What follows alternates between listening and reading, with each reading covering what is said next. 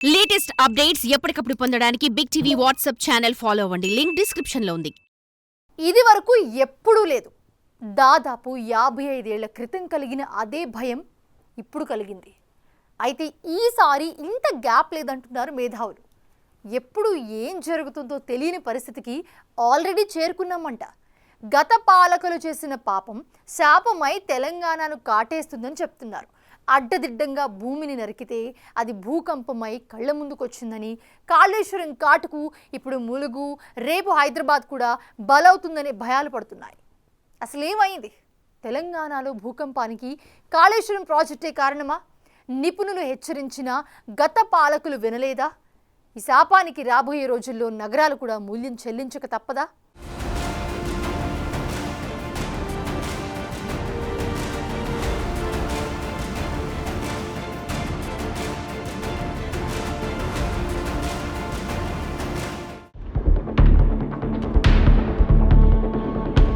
అకస్మాత్తుగా వణికిన భూమి.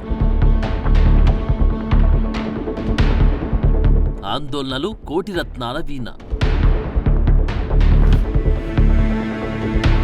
కారణం కాళేశ్వరమీనా? గత పాలకుల పాపమీనా? పరిస్థితులు చూస్తుంటే అలాగే కనిపిస్తున్నాయి. గుండ్రాయి లాంటి భూమి గుల్లబారిపోయిందని డౌట్లు వస్తున్నాయి. ఇది మేమంటున్న మాట కాదు, శాస్త్రవేత్తలు స్పష్టంగా చెబుతున్న రీజన్స్. తెలుగు రాష్ట్రాల్లో డిసెంబర్ 4న సంభవించిన భూ ప్రకంపనలు ఉదయం 7:25 ప్రాంతంలో 2 నుంచి 5 సెకండ్ల పాటు భూమి కంపించింది. హైదరాబాద్ నగరంతో పాటు తూర్పు తెలంగాణలోని చాలా జిల్లాలో భూకంపం ప్రభావం కనిపించింది. ఏపీలోని కొన్ని జిల్లాలోనూ భూ ప్రకంపనలు సంభవించాయి. ముఖ్యంగా ములుగు జిల్లా మేడారానికి దగ్గరలోని ఐలాపూర్కు సమీపంలో భూకంపం అందరినీ ఆందోళనకు గురిచేసింది. రిక్టర్ స్కేల్పై దీని తీవ్రత 5.3గా ఉంది. భూమికి 40 కిలోమీటర్ల లోతులో భూ ప్రకంపనలు మొదలయ్యాయని సైంటిస్టులు వెల్లడించారు. ఇంతగా భూమి కంపించడం 55 సంవత్సరాల్లో ఇదే మొదటిసారి అని నివేదికలు చెబుతున్నాయి.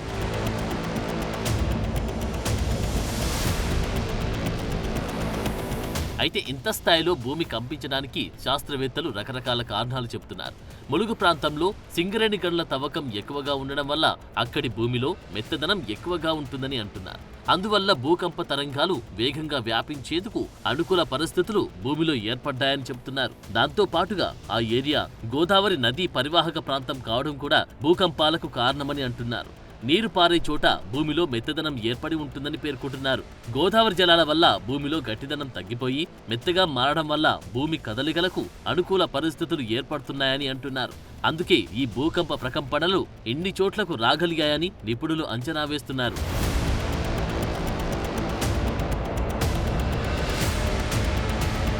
ముఖ్యంగా తెలంగాణలో ఇప్పుడు భూమి కంపించడానికి గల కారణాల్లో ప్రాజెక్టులు కూడా కీలకమంటున్నారు శాస్త్రవేత్తలు, పర్యావరణవేత్తలు. 55 ఏళ్ల రిక్టర్ స్థాయిలో మేడారంలో వచ్చిన భూకంపానికి కాళేశ్వరం ప్రాజెక్టు కూడా ఒక కారణంగా చూపిస్తున్నారు. ఎప్పుడు పొడిగా ఉండే భూమి మీద లక్షల క్యూసెక్ల నీరు బరువు ఉంచడం వల్ల భూమిపై ఒత్తిడి పెరిగిందని, అక్కడి నేల మెత్తబడడంతో భూమి పొరల్లో కదలికలు వస్తున్నట్టు చెబుతున్నారు. ఈ పరిస్థితుల వల్ల భూకంపాలు రావడంతో పాటు ఆ సైస్మిక్ జోన్లలో తీవ్రత కూడా పెరిగే అవకాశం ఉందని అంటున్నారు. ఇప్పుడే కాదు, భవిష్యత్తులోనూ ఇలాంటి ప్రాజెక్టుల వల్ల మరిన్ని భూకంపనలు వచ్చే అవకాశం ఉందని హెచ్చరిస్తున్నారు. ఇదే విషయాన్ని నిపుణులు డాక్టర్ నరసింహారెడ్డి కూడా వెల్లడించారు. ఇప్పుడు తెలంగాణలో రిజర్వాయర్స్ కట్టారు. ఎక్కడైతే అసలు చాలా తక్కువ నీళ్ళు ఉంటుందో అక్కడ 50 టీఎంసీలు. ఇప్పుడు మల్లన్న సాగర్ ఉంది, మల్లన్న సాగర్ 50 టీఎంసీలు. అంటే అక్కడ ఎప్పుడూ లేని బరువు, ఒక 50 టీఎంసీల బరువు అక్కడ పెట్టినాము. ఇప్పుడు నింపలేదు, కానీ ఇప్పుడు 10 టీఎంసీలు ఉంది, రేపు 50 టీఎంసీలు అవుతుంది. ఆ బరువు కింద దాని మీద ఎఫెక్ట్ ఉంటుంది. అది ఉంటుందని శాస్త్రవేత్తలు ఇప్పుడు కదా 30 ఏళ్ల క్రితమే చెప్పారు. ఇరిగేషన్ ప్రాజెక్టులు, భారీ నీటిపారుదల ప్రాజెక్టులు కట్టేటప్పుడు ఆ సీస్మిక్ జోన్ చూస్తారు, కింద పొరల్లో ఏమన్నా మార్పులు వస్తాయని ప్రతిసారి అంచనాలు వేస్తారు. కానీ దురదృష్టం ఏంటంటే తెలంగాణలో కాళేశ్వరం కట్టినప్పుడు కానీ ఏ ప్రాజెక్ట్ కట్టినప్పుడు కానీ దీని మీద సవివరమైన అసెస్మెంట్ చేయలేదు. ఇది సంగతి. దశాబ్దాలుగా శాస్త్రవేత్తలు చెబుతూనే ఉన్నారు. కాళేశ్వరం ప్రాజెక్టు కట్టే ముందు కూడా నిపుణులంతా హెచ్చరించారు. అంతేకాదు కాళేశ్వరం ప్రాజెక్టులో భాగంగా కట్టిన మల్లన్న సాగర్ రిజర్వాయర్ సిస్మిక్ జోన్లో ఉందని, ఈ రిజర్వాయర్ భూకంపం ముప్పు ఉన్న ప్రాంతంలో కట్టారని ప్రాజెక్టు ప్రపోజల్ సమయంలోనే కేంద్ర ప్రభుత్వ సంస్థ ఎన్జీఆర్ఐ కూడా హెచ్చరించింది. ఇలా ప్రాజెక్టులు, రిజర్వాయర్ల కారణంగా భూమిలోకి నీరు చేరుతుందని, దీనివల్ల భూమిలోని ప్లేట్ల కదలికలు మరింత తేలిక అవుతాయని తెలిపారు. అనుకూలంగా లేని భూమిపైన నీటి నిల్వ వల్ల భూమి లోపల గట్టితనం తగ్గి భూమిలోపలి పొరలు త్వరగా కదలడానికి అవకాశం ఉంటుందని చెప్పారు. దానికి తగ్గట్లే ఎక్కడైతే గోదావరిపై ప్రాజెక్టులు ఉన్నాయో, ఎక్కడ బొగ్గు గనులు ఉన్నాయో అక్కడ భూకంపాలు కూడా సంభవించవచ్చని చరిత్ర ఉంది. అక్కడ గాని భూకంపం వస్తే దాదాపుగా చుట్టుపక్కల 300 కిలోమీటర్ల పరిధి వరకు భూ ప్రకంపనలు ఉంటాయని కూడా ఎన్జీఆర్ఐ తన నివేదికలో పేర్కొంది. అయినా గత పాలకులు దీన్ని పెడచెవిన పెట్టినట్లు ఇప్పుడు స్పష్టమైంది. జలయజ్ఞం అంటూ ప్రజల భవిష్యత్తును భగ్నం చేసే నిర్ణయాలు తీసుకున్నారనే అభిప్రాయాలు వస్తున్నాయి.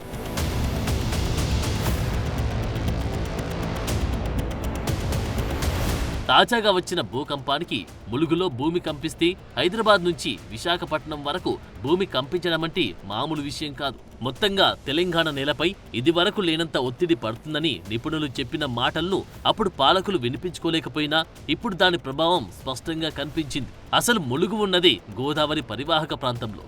అక్కడే బొగ్గు గనులు కూడా ఉన్నాయి. 24 గంటల పాటు బొగ్గు ఉత్పత్తి జరుగుతూనే ఉంటుంది. అంటే భూమి లోపలి ఖనిజాన్ని ఖాళీ చేస్తున్నారన్నమాట. దీనివల్ల భూమి లోపలి పొరలు మరింత పలచగా మారుతున్నాయి. దీనికి తోడు ఎవరు ఎన్ని చెప్పినా వినకుండా గోదావరిపై ఇష్టం వచ్చినట్లు ప్రాజెక్టులు కట్టడం దీని తీవ్రతను మరింత పెంచినట్టు తెలుస్తోంది.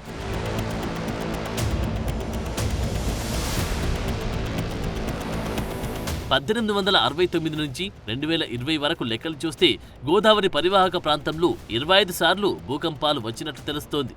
ఇలాంటి ప్రదేశంలో ఉన్న ములుగు దగ్గరలోని తుపాకులగూడెం బ్యారేజ్ కూడా ఉంది. ఇటీవల ఇక్కడ సీతారామ లిఫ్ట్ ఇరిగేషన్ ప్రాజెక్ట్ కూడా నిర్మించారు. దగ్గరలో దుమ్ముగూడెం ప్రాజెక్ట్, దీనికి దగ్గరలోనే పోలవరం ప్రాజెక్టు కూడా నిర్మిస్తున్నారు. మరోవైపు కాళేశ్వరం ప్రాజెక్టు పేరుతో ఎక్కడికక్కడ గోదావరి జలాలను స్టాక్ చేస్తున్నారు. ఇలాంటి పరిస్థితుల్లో భూమిపై తీవ్రమైన ఒత్తిడి పడి భూకంపాలు వస్తున్నాయని నిపుణులు చెబుతున్నారు. సీనియర్ భూగర్భ శాస్త్రవేత్త బివి సుబ్బారావు కూడా ఇదే విషయాన్ని వెల్లడించారు. భూకంపాలకు వివిధ కారణాలు ఉంటాయని, అందులో కాళేశ్వరం ప్రాజెక్టు నిర్మాణం కూడా ఓ కారణమై ఉండొచ్చని చెప్పారు. అంత పెద్ద ప్రాజెక్ట్ నదీ తీరంలో, మనం నదీ గర్భంలో మనం కడుతున్నప్పుడు ఫౌండేషన్ జియోటెక్నికల్ స్టడీస్ చేయకపోవడం అన్నది అది చాలా పెద్ద పొరపాటు. అది అసలు ఎందుకు అలా విస్మరించారు అన్నది ఈరోజు కూడా ఎవరు సమాధానం చెప్పడం. పెద్ద ఎత్తున పెద్ద మొత్తాదులో మనం నీళ్లు నిల్వ చేస్తాం కనుక ఆ నీటి ప్రెషర్ భూగర్భ శిలలపైన ఖచ్చితంగా ప్రభావం ఉంటుంది. కాళేశ్వరం ప్రాజెక్టు నిర్మించిన ప్రాంతం ప్రకృతి విపత్తులకు అనుకూలమని, అక్కడ నీరు నిల్వ ఉండడం వల్ల ఒత్తిడి ఏర్పడి భూ ప్రకంపనలు వచ్చి ఉంటాయని అన్నారు.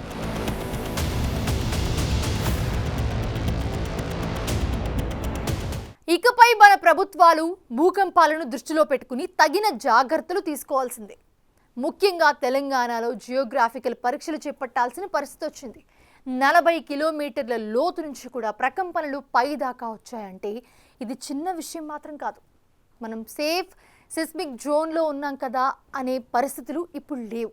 శాస్త్రవేత్తలు చేస్తున్న హెచ్చరికలు, చరిత్ర చెప్తున్న లెక్కలన్నింటినీ పరిగణలోకి తీసుకుని అడుగులేయాల్సిన అవసరం వచ్చింది ఇప్పుడు. లేకపోతే మహానగరం హైదరాబాద్కి కూడా విపత్తు పొంచి ఉంది.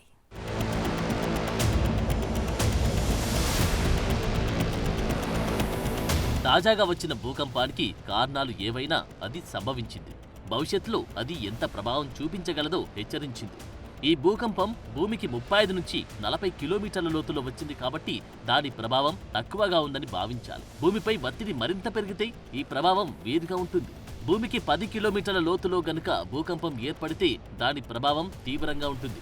అందుకే ఇప్పటికే ఇచ్చిన బలమైన సంకేతాన్ని హెచ్చరికగా భావించాలి. ఈ మధ్య వర్షాకాలంలో ములుగు ఏటూరు నాగారం దగ్గర భారీ టోర్నడో వచ్చి దాదాపు 50,000 చెట్లు నేల కొరిగినప్పుడే బహుశా ఈ ప్రకృతి వచ్చిన మార్పును గమనించాల్సింది. అక్కడే ఈ టోర్నడో ఎందుకు వచ్చిందనే విషయాన్ని మరింత లోతుగా పరిశీలించాల్సింది. ఒక విధంగా ఈ ప్రాంత వాతావరణంలో మార్పులు వేగంగా వస్తున్నాయన్నది ఇప్పుడు అర్థమైంది. ఇక ముందు జాగ్రత్తలు తీసుకోకపోతే తెలంగాణకు మకుటంగా ఉన్న హైదరాబాద్ మహానగరానికి ముప్పు వాటిల్లే అవకాశం ఉంది.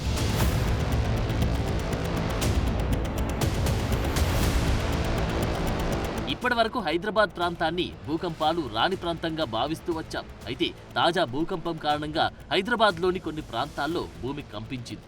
గతంలో జూబ్లీహిల్స్ లో భూకంపం వచ్చిన అనుభవం ఇప్పటికీ చాలా మందికి గుర్తుంది.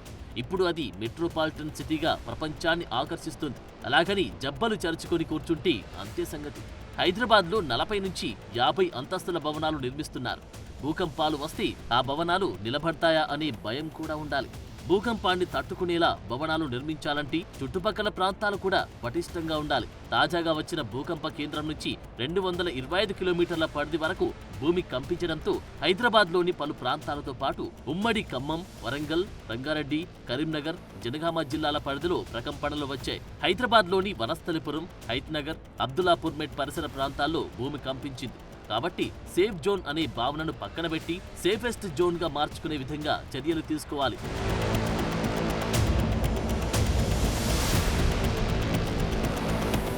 నిజమే, తెలంగాణకు భూకంపాల ప్రమాదం తక్కువగానే ఉందని సెస్మిక్ జోన్ల పరిధులను బట్టి అర్థమవుతుంది. అలాగని ఇక్కడ అసలు భూకంపాలు రావని అపోహలో ఉండకూడదు. ఎందుకంటే అసలు భారతదేశంలో భూకంపాలు రాని జోన్లంటూ ఏవీ లేవు. భూకంపాలు వచ్చే సిస్మిక్ జోన్లు అనేవి వాటి లోపలి పొరల పరిస్థితి, వాటి మధ్య ఖాళీలు, పగుళ్లు, కదలికల వంటి అంశాలను బట్టి విభజిస్తారు. వాటి ప్రకారం ఆయా ప్రాంతాల్లో ఎంత స్థాయిలో ప్రకంపనలు ఉంటాయనేది అంచనా వేస్తారు. ఇలాంటి స్థాయిలను దృష్టిలో పెట్టుకుని చేసిన విభజనలో తెలంగాణ 2వ జోన్లో ఉంది. ఏ జోన్లలో ఎంత ప్రభావం ఉంటుందో ఒకసారి చూద్దాం. జోన్ 5 అంటే భూకంపాల తీవ్రత 7 పాయింట్లు అంతకు మించి ఎక్కువ ఉంటుంది. హిమాలయ పర్వతాలు, జమ్మూ కాశ్మీర్, ఈశాన్య రాష్ట్రాలు, గుజరాత్ వంటివి ఈ జోన్లో ఉన్నాయి. ఇక జోన్ 4లో భూకంప తీవ్రత 6 నుంచి 7 పాయింట్లు ఉంటుంది. మహారాష్ట్రలోని ముంబై సహా గుజరాత్, ఉత్తరాఖండ్, యూపీ, బీహార్, జార్ఖండ్, దేశ రాజధాని ఢిల్లీ వంటివి ఇందులో ఉన్నాయి. ఈ 2 జోన్లలో తీవ్రమైన ప్రమాదాలకు అవకాశం ఉంటుంది.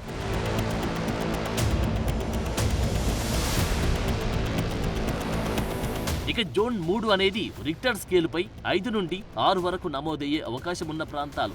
మహారాష్ట్రలో మొదలైన ఉత్తర తెలంగాణలో గోదావరి పరివాహక ప్రాంతమంతా దీని కిందకే వస్తుంది. రామగుండం, మంచిర్యాల్, భూపాలపల్లి, బెల్లంపల్లి, భద్రాచలం, ఖమ్మం, అలాగే ఏపీలోని ఉభయ గోదావరి జిల్లాలు, ఒంగోలు, నెల్లూరు తదితర ప్రాంతాలు ఈ జోన్లో ఉన్నాయి. అలాగే దేశంలోని పశ్చిమ తీరం, గంగా, యమునలు కూడా ఇందులో భాగమే. ఈ జోన్లో భూకంపాలు వస్తే నష్ట తీవ్రత కొంతవరకు ఉంటుంది. ఇక మరో జోన్ తెలంగాణ ఉందనుకుంటున్న జోన్ 2. ఇందులో భూకంపం తీవ్రత 0.1 నుండి 4 పాయింట్లు ఉంటుంది.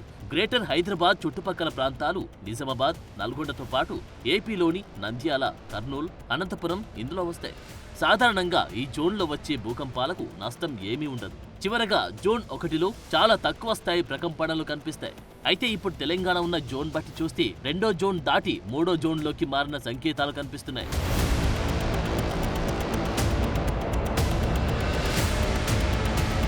ప్రస్తుతం భూమిపైన వేగంగా మారుతున్న వాతావరణం, హైదరాబాద్ వంటి నగరాల్లో పెరుగుతున్న కాలుష్యం, కాళేశ్వరం లాంటి పెద్ద పెద్ద ప్రాజెక్టులు వగైరా నష్టకారక అంశాలన్నీ కలిసి పరిస్థితుల్లో అనూహ్యమైన మార్పులకు కారణమవుతున్నాయి. శాస్త్రవేత్తలు సైతం అంచనా వేయలేని వాతావరణంలో అందరం బతుకుతున్నాం. ఇలాంటి నేపథ్యంలో జోన్లలో మార్పులుండవని చెప్పలేని పరిస్థితులున్నాయి.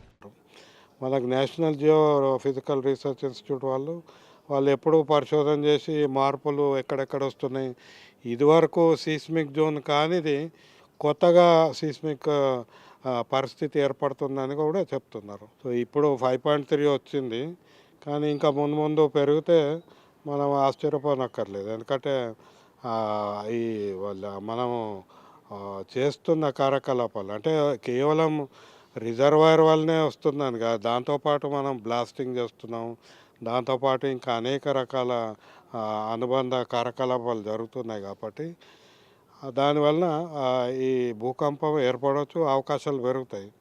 ఇప్పుడు ఇక్కడ ఇదివరకు మనము జూబ్లీహిల్స్లో కూడా భూకంపం వచ్చింది ఇదివరకు.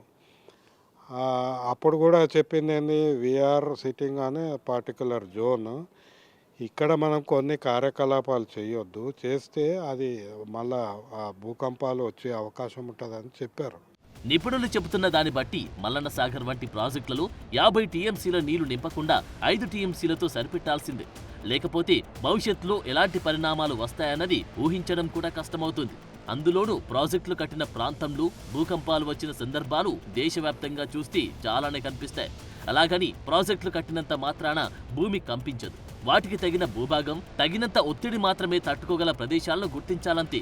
అదే గత ప్రభుత్వాలు చేయలేదు. ఫలితం ఇప్పుడు అనుభవించాల్సి వస్తుంది. బలంగా ఉన్న భూమిని నిర్మాణాల కోసం కంకరగా, బొగ్గుగా మరో రూపంలో అతిగా తోడేస్తూ ఉండడం వల్ల ఈ పరిస్థితులు వచ్చాయి. అందుకే స్వార్థం కోసం ప్రకృతిలోని సహజ వనరులను అతిగా ధ్వంసం చేయకూడదు.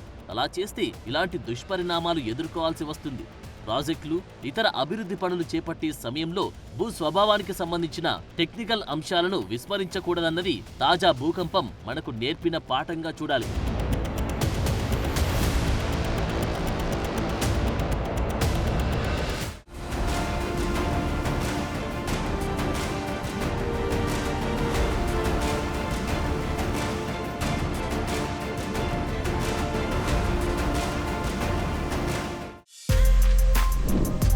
For more videos like this, subscribe Big TV channel.